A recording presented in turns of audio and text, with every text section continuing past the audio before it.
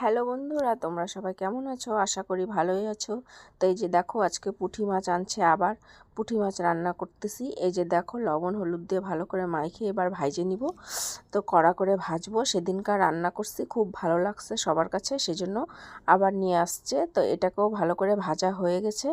এবার ওটার মধ্যে আমি একটু কালো জিরা আর পেঁয়াজ ফোড়ন দিয়ে পেঁয়াজটাকে ভালো করে পুড়িয়ে নিব। তারপর দিয়ে দিব মশলা। মশলার মধ্যে লঙ্কা, পেঁয়াজ বাটা আর লঙ্কার গুঁড়া আছে, লবণ হলুদ দিয়ে ভালো করে মশলাটাকে কষায় নিব, যাতে মশলার গন্ধ না করে।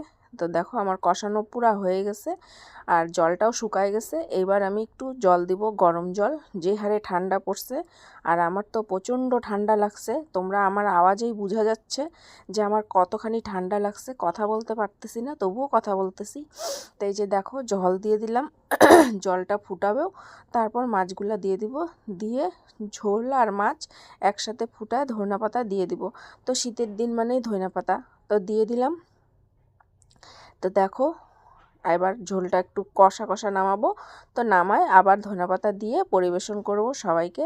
তো ভালো লাগলে আমার পাশে থাকবা, নেক্সটে আবার দেখা হবে। ততক্ষণের জন্য সবাই ভালো থাকবা, টাটা।